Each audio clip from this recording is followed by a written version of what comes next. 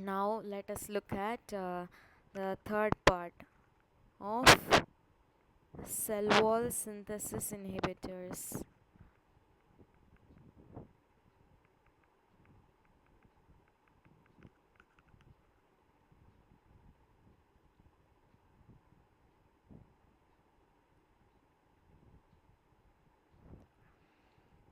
Now the other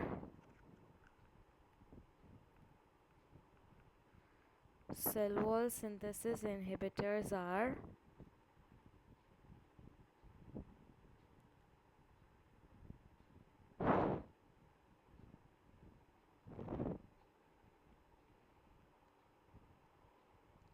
fosfomycin, fosmidomycin, then cycloserine and bacitracin.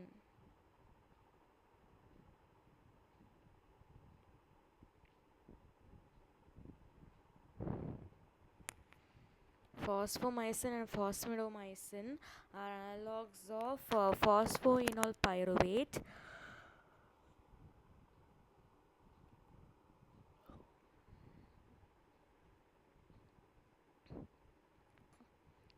Inhibit enol pyruvate transferase.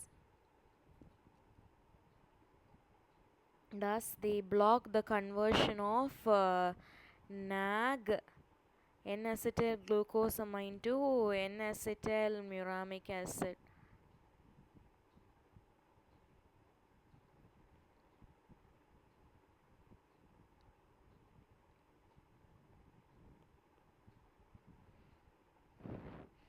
This is the mechanism of action. And for cycloserine, the mechanism of action is it is D-alanine analog.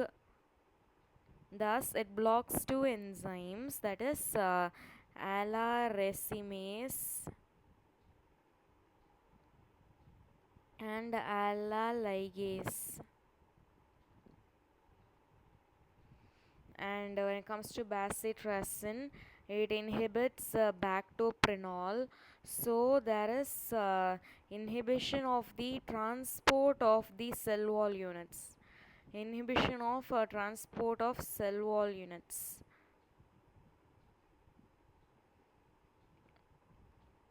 Now the mechanism of action is over. We will get into the uses. The uses are these fosfomycin and fosmidomycin. They block this conversion, and it is useful against gram-negative bacteria, and also in UTI, because it is concentrated in urine, and it is 3 gram 3 gram, and it is one time dosing, single dose, and it is safe in pregnancy. single dose Single dose and safe in pregnancy. Now the cycloserine is second line TB drug.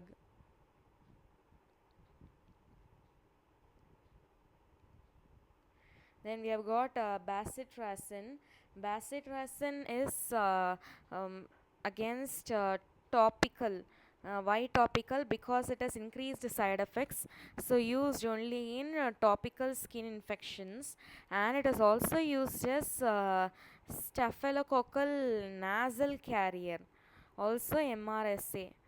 And the thing is that its drug of choice is mupirocin ointment. This fosfomycin and phosphonomycin, it is safe in pregnancy, and thus there are no side effects, low side effects, no side effects. For cycloserine, it has got a neuropsychiatric symptoms.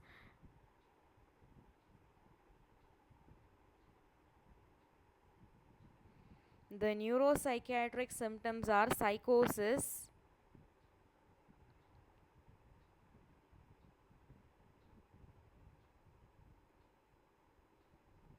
neuropathies and seizures. And this bacitracin is increased toxicity, that is why it is used only for topical application. Now we have got is glycopeptides. Let us have a look at glycopeptides.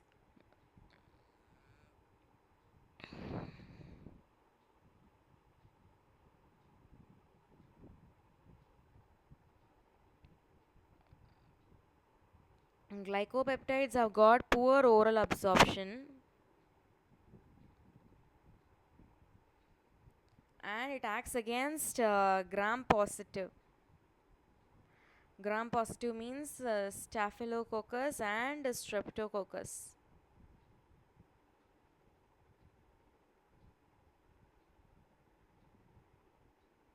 Then we have got the mechanism of action.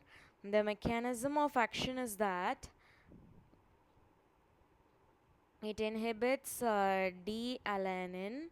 This inhibits D-alanine and thus it inhibits transglycosylation.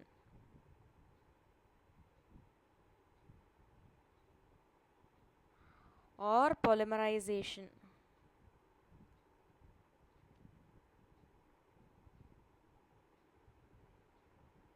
Then it has also got a mechanism of resistance.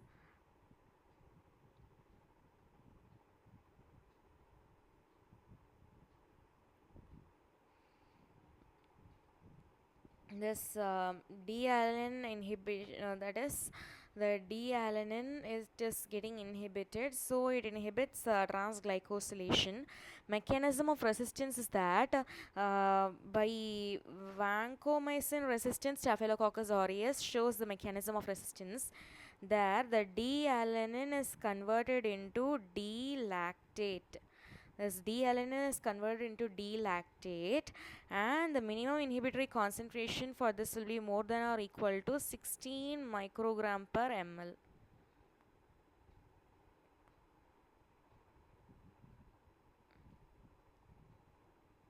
This is vancomycin intermediate staphylococcus aureus. It has got increased D-alanine in the cell wall and thus it has got increased thickness. The minimum inhibitory concentration is 4 to 8 microgram per ml.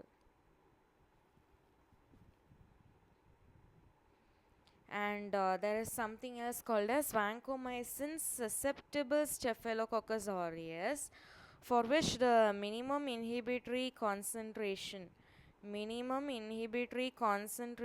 is less than 2 microgram per ml.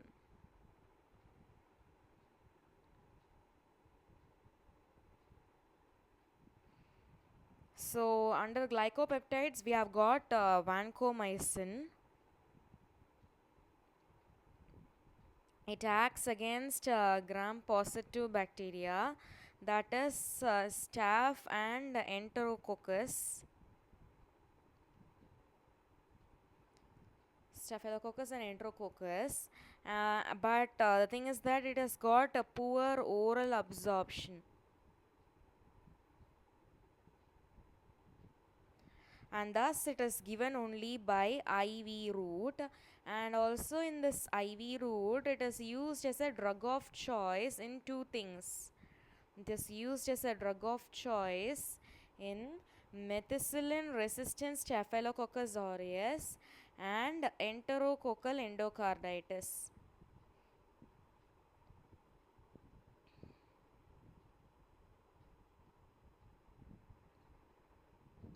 In methicillin resistant staphylococcus aureus, it is an IV drug of choice, but the alternative drugs are doxycycline, ceftaroline, clindamycin, and cotrimoxazole.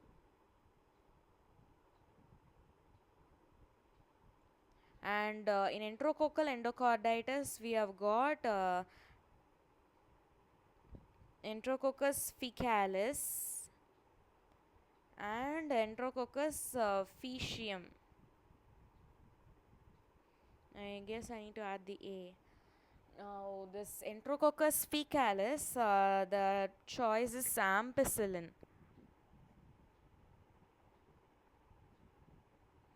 And for faecium, we have got vancomycin because ampicillin is anyway unresponsive.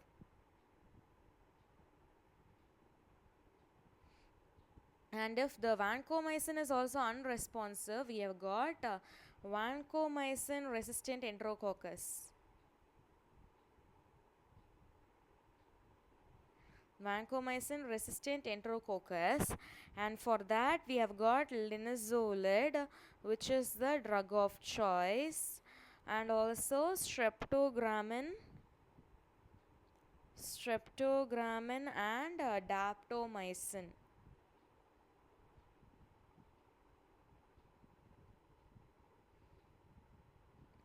With this, the IV route it is getting over.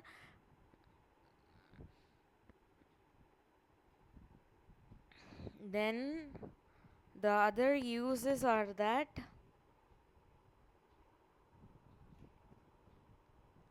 orally it is used against pseudomembranous enterocolitis.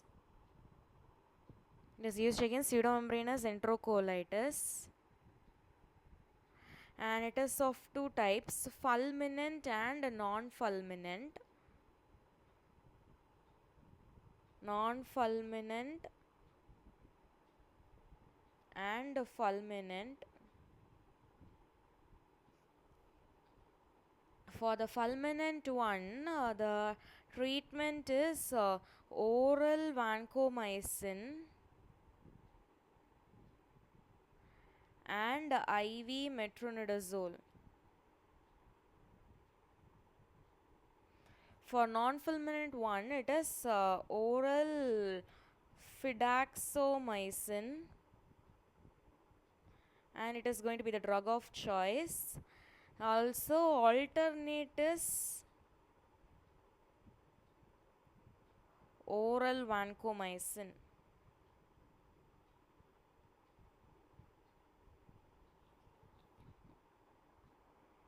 This is for the first episode.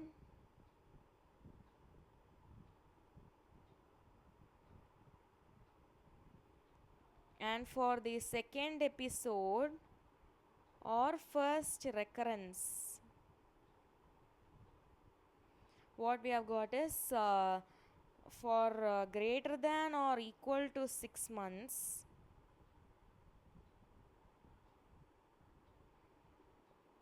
and less than 6 months. For greater than or equal to 6 months, we have got oral fidaxomicin. And for less than 6 months, we have got oral fidaxomicin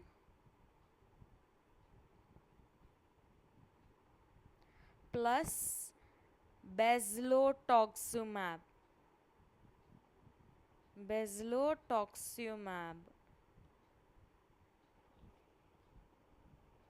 So what is bezlotoxumab is that MAB is monoclonal antibody, XU it is derived from human, and tox means it is a toxin, and it is a B toxin. B toxin against Clostridium difficile. And the pseudomembranous enterocolitis is more commonly caused by third generation cephalosporin more than aminopenicillin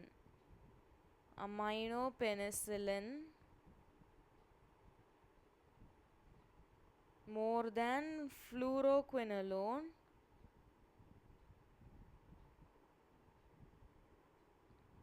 more than clindamycin. With this, the vancomycin uses are getting over. With this, we are moving on to the side effects. The side effects of vancomycin are as follows. It has got increased histamine release, and it has got ototoxicity, and it has also got nephrotoxicity. For increased histamine release, we have got flushing.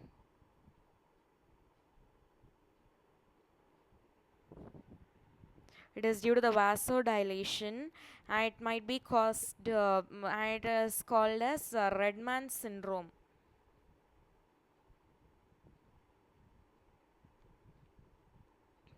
This Redman syndrome is due to rapid IV infusion, and for that, for the management, we are doing slow IV infusion, and also it is the best, and also we are getting we are giving pre-medication, that is diphenhydramine,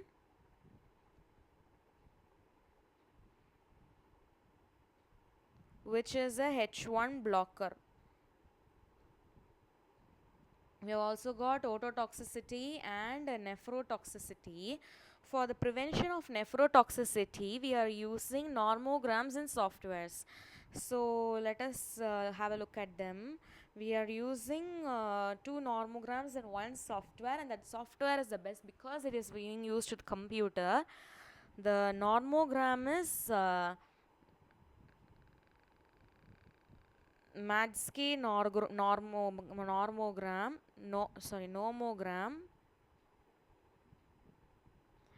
Then we have got Sawchuk nomogram.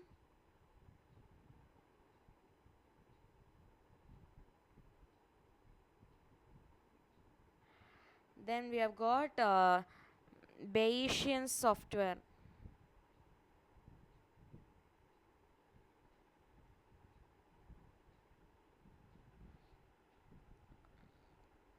For the Madsky nomogram, it is based on creatinine clearance. Based on creatinine clearance. The Sawchuk nomogram, it is based on pharmacokinetics of vancomycin.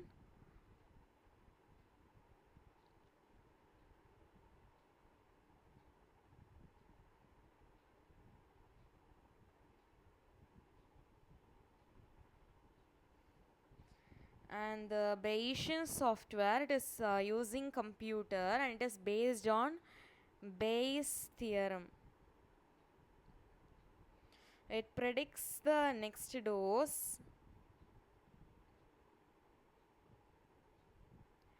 based on the previous, and it is expensive.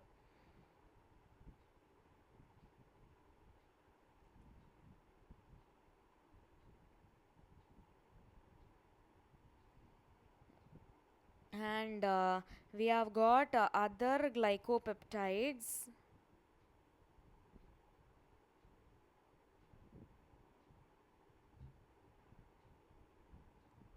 The drugs are teicoplanin, and dalbavancin,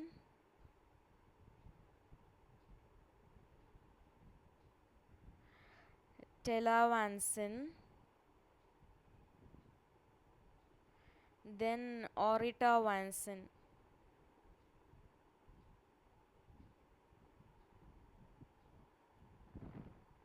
Dalbavancin is the longest acting. This telavancin and oritavancin depolymerize the cell membrane.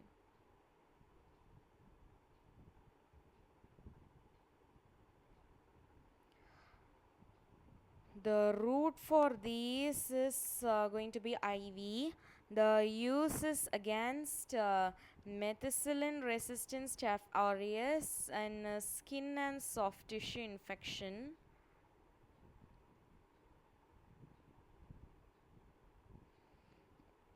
But it is not approved for systemic infection. For MRSA's systemic infection.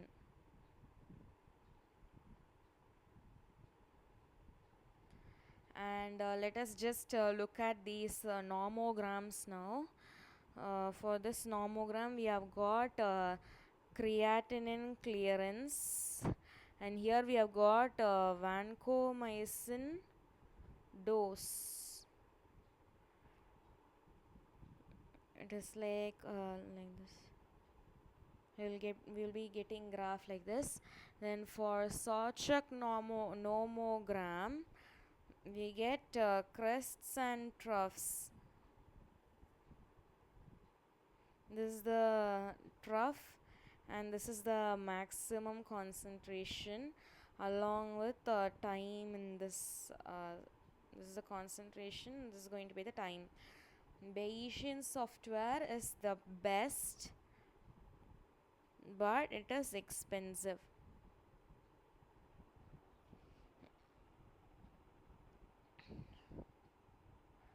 With this, the third part also gets over. With this, the cell wall synthesis inhibitors get over.